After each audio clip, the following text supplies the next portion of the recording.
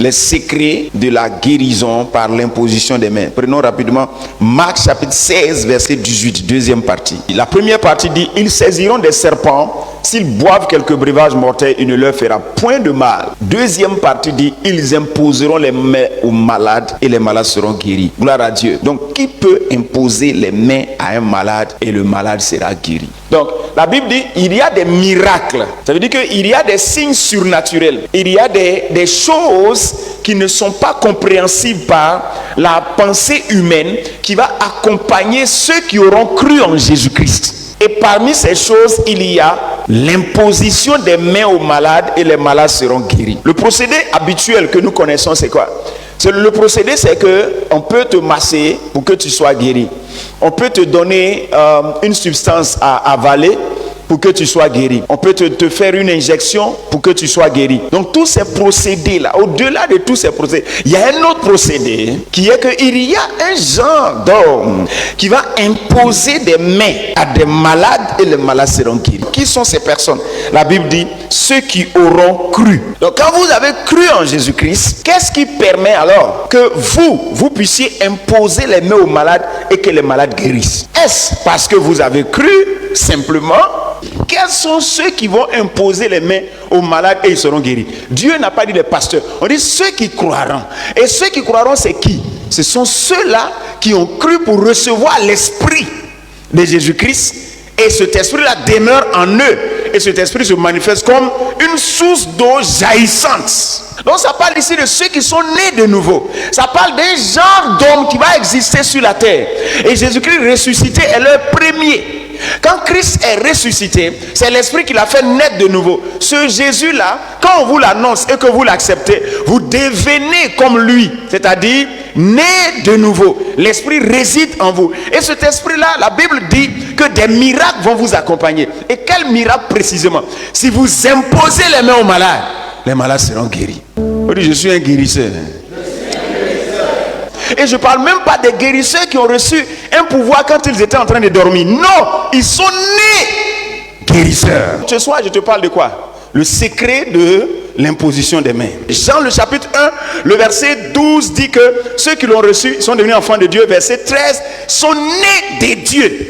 Jean chapitre 3, le verset 6 dit, sont nés de l'esprit. Maintenant, dis-moi, ce genre d'hommes, est-ce que ce sont des héros ou bien ce ne sont pas des héros? Ils sont des héros. Ils n'ont pas besoin d'être grands en taille comme les fils d'Anak. Ils n'ont pas besoin d'être des géants. Mais ce qui habite en eux est terrible. Ils imposent les mains aux malades et les malades sont guéris. Jésus est venu faire une race de héros. Il dit, vous recevrez une puissance. Le Saint-Esprit survenant sur vous, vous recevrez quoi? Une puissance. Ça veut dire que quand vous êtes en Christ, vous n'êtes plus des hommes sans puissance. Vous imposez les mains aux malades et les malades sont guéris.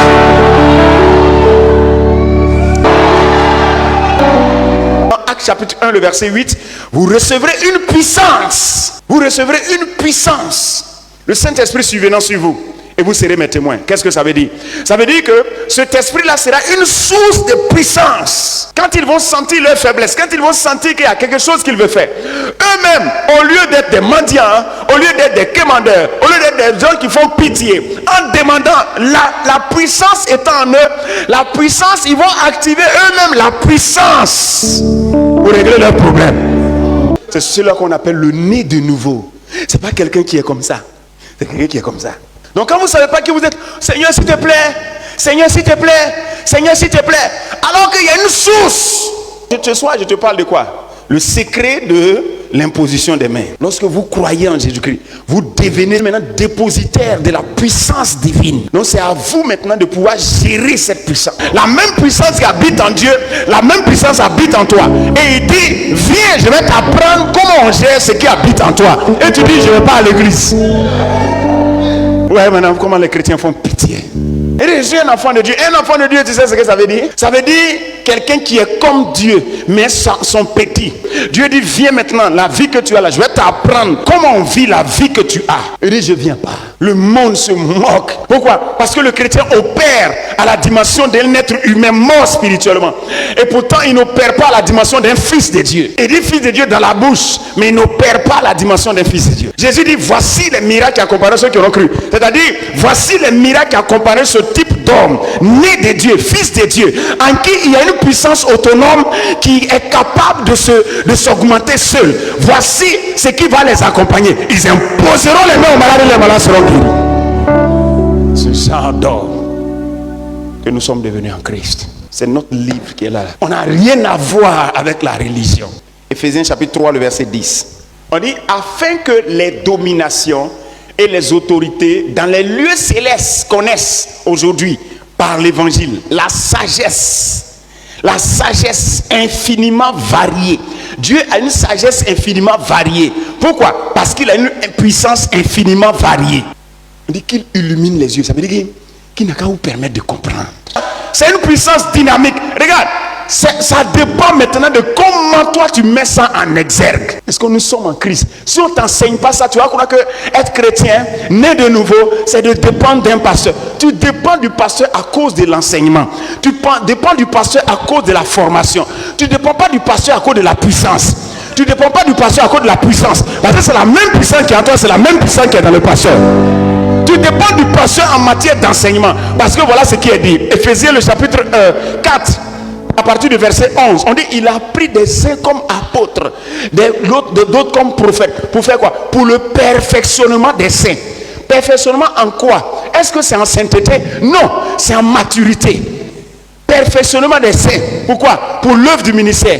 Pourquoi on ne soit plus des enfants flottant à tout vent des doctrines? Ça veut dire que les pasteurs s'enseignent pour ne pas que tu crois en n'importe quoi. Mais en matière de puissance, est-ce que tu as entendu qu'ils vont te injecter des puissances? Non, ils vont t'éduquer, ils vont t'enseigner. Donc tu es dépendant du pasteur en matière d'enseignement, pas en matière de puissance. Parce qu'on est obligé de t'enseigner pour que la puissance qui est en toi se manifeste.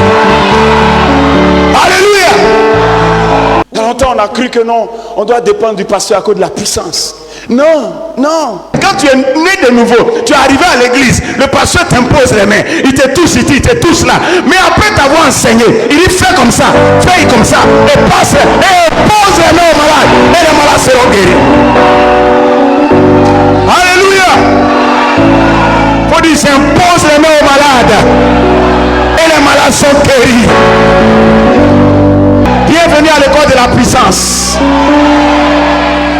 On va vous laver pendant combien de temps? C'est pour ça qu'il y a des gens qui sont tellement habitués. Grande personne dit, viens, on va te laver. Ah! Tu ne vas pas tomber dans ce piège au nom de Jésus. Sinon, quand tu es né de nouveau, dynamic power. Est-ce que vous entendez? Une puissance dynamique qui habite en toi, qui a besoin d'être réchauffée. Qui a besoin d'être réchauffée pour que ça s'augmente. Et quand ça s'augmente, lorsque vous naissez de nouveau, vous devenez fils de Dieu. Dieu n'a pas une puissance limitée. Vous devenez un dépositaire de puissance. Vous devenez une source de puissance. Et parmi toutes ces puissances, il y a quoi? La puissance de la guérison. Cette puissance que Dieu nous a donnée en Jésus-Christ, par l'esprit qui réside en nous, peut partir de nous.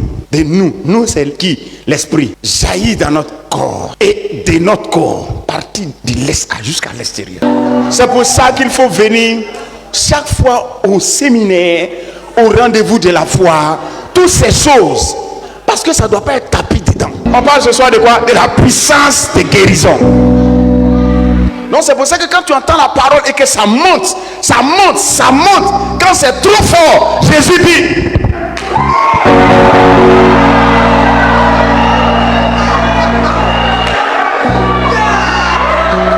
c'est pour ça que quand le dynamo est monté, quand le power est monté, qu'est-ce que tu fais? Tu dis voisin, viens, tu as mal où ça? Tu as mal ici, prends.